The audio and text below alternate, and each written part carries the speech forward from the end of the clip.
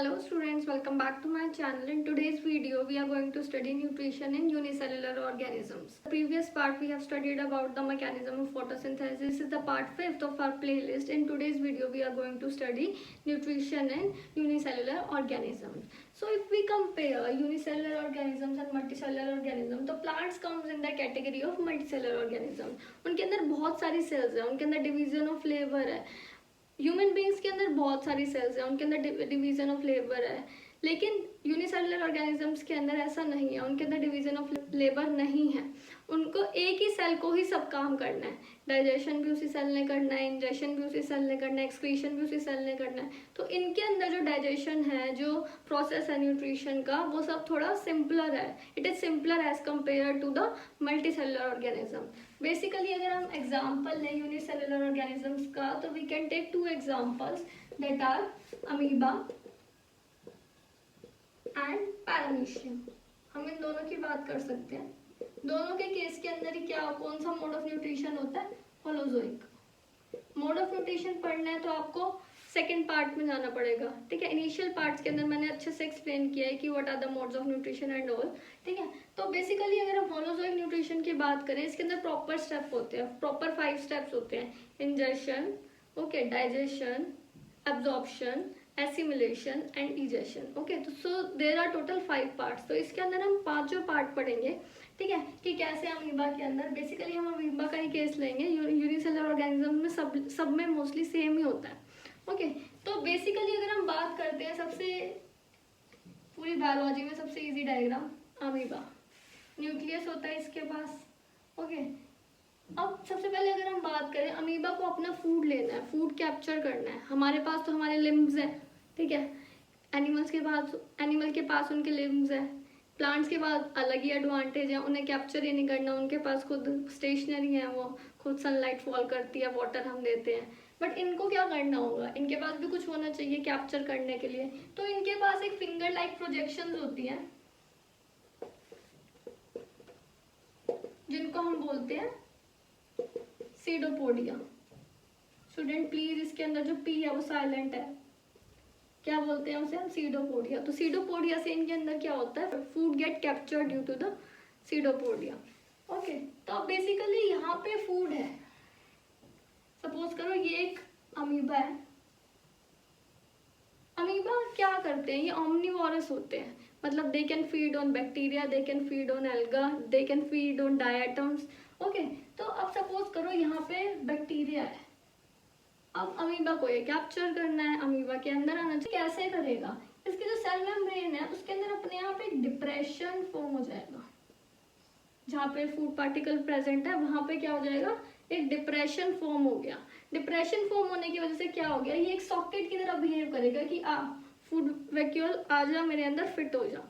तो ये एक सॉकेट की तरह बिहेव करने लग गया कि इसके अंदर डिप्रेशन हुआ और फूड वैक्यूल यहाँ पे आके फिट हो गया. अब बेसिकली पहले ये सब समझने के लिए आपको पता होना चाहिए एंडोसाइटोसिस क्या होता है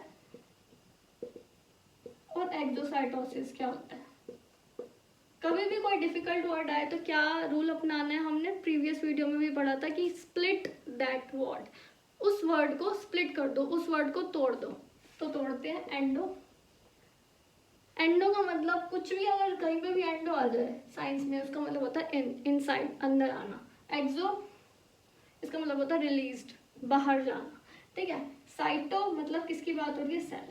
सेल के जब कुछ अंदर आ रहा है ना को हम बोलेंगे, जब सेल के अंदर कुछ आ रहा है उस फिनोमेना को हम बोलेंगे एंडोसाइटोसिस. और सेल के जब कुछ बाहर जा रहा है उसको हम क्या बोलेंगे? एक्सोसाइटोसिस.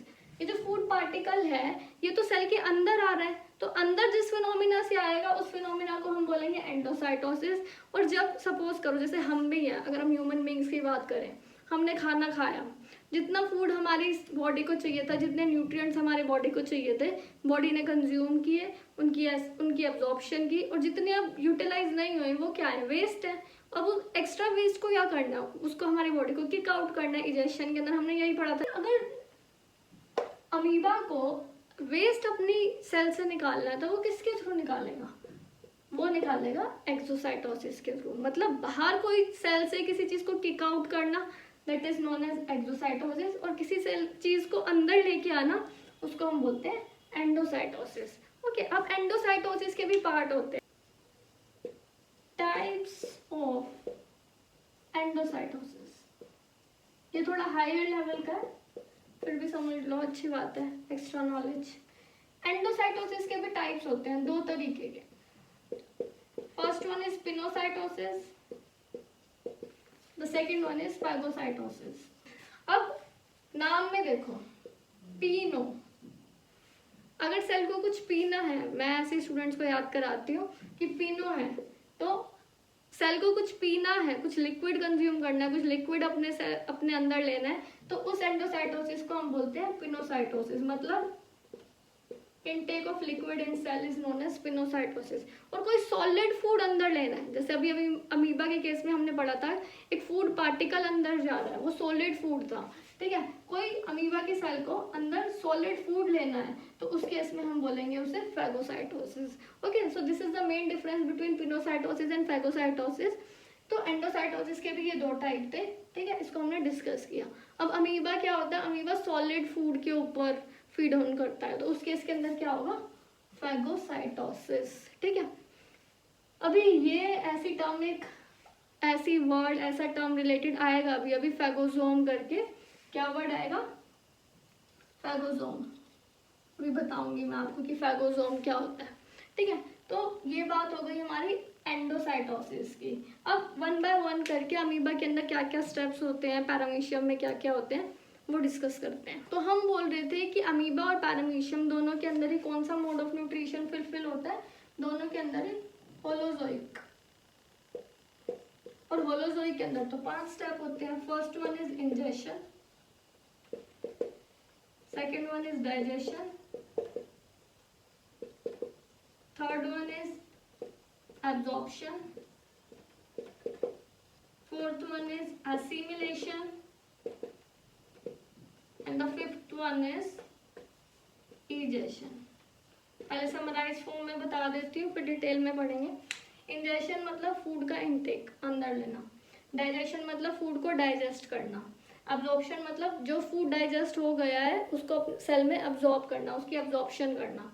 एसिमिलेशन मतलब जो फूड एब्जॉर्ब हो गया है उसको अपनी नीड के लिए यूज करना, वो एनर्जी पर्पस के लिए भी हो सकता है, वो स्टोरेज पर्पस के लिए भी हो सकता है, वो रिपेयरिंग पर्पस के लिए भी हो सकता है। इजेशन मतलब जो फूड यूटिलाइज हो गया है, ठीक है, जो अनयूटिलाइज रह गया उसको किक आउट कर देना। जो यूटिलाइज हो गया बहुत अच्छी बात है, हमने अपने पर्पस के लिए यूटिलाइज कर ली, हमने नहीं, अमीबा ने अपने पर्पस के लिए यूटिलाइज कर लिया और बाकी सबको किक आउट कर दिया। चलो अब डायग्राम की हेल्प से समझते हैं। सबसे पहला स्टेप अमीबा है, इसको दिख गया ये फूड पार्टिकल, इस फूड पार्टिकल को अब अंदर लेना है, तो क्या करेगा, ये बना लेगा यहाँ पे डिप्रेशन, इसकी सेल मेम्ब्रेन के अंदर हो गया डिप्रेशन, ये फूड पार्टिकल आके यहाँ हो गया फिट। अब इसके अंदर ये फूड पार्टिकल हो जाएगा इस प्लाज्मा मेम्ब्रेन के साथ फ्यूज्ड, और ये अंदर आ जाएगा, और ये किस फॉर्म में आएगा, ये आ जाएगा एक वेसिकल फॉर्म में, और ये ऐसे आएगा, ठीक है। और न्यूक्लियस तो है ही अमीबा के अंदर, और लाइजोसोम्स भी हैं अमीबा के अंदर,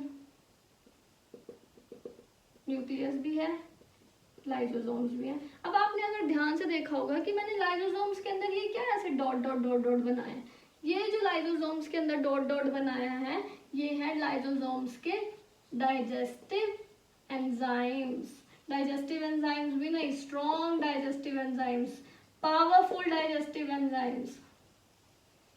ये जो डाइजेस्टिव एंजाइम्स होते हैं बहुत पावरफुल होते हैं, यही तो डाइजेशन कराएंगे हम अभी इस फूड पार्टिकल की। तो यहाँ पे ये क्या हो गया, ये हमारा हो गया इंजेशन, कौन से प्रोसेस के थ्रू हुआ, एंडोसाइटोसिस।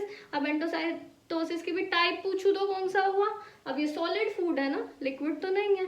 सॉलिड फूड टाइप जब इनटेक होता है तो उस intake of solid food particle का हम बोलेंगे फैगोसाइटोसिस हुआ है। तो ये जो पूरा वेसिकल बन गया है, ये जो पूरा फूड अब इसके अंदर आ गया है, ये जो ऐसे करके ये जो फूड आ गया है, ये हमारा न्यूक्लियस है, इसको हम क्या बोलेंगे, इस कंप्लीट स्ट्रक्चर को हम बोलेंगे फैगोसोम। क्या बोलेंगे, फैगोसोम। अब समझ में आया कि इसको फैगोसोम क्यों बोला, क्योंकि ये कौन से फिनोमिना की वजह से अंदर आया है, फैगोसाइटोसिस की वजह से, इसलिए हमने इसको बोला फैगोसोम। अब क्या होगा, अब ये लाइसोसोम कहेगा मैं अपने अंदर के पावरफुल डाइजेस्टिव एंजाइम्स रिलीज कर दूंगा और इस फूड पार्टिकल की डाइजेशन करा दूंगा। तो अब इन दोनों की क्या हो जाएगी, फ्यूजन। फ्यूजन कैसे होगी, यहाँ देखते हैं।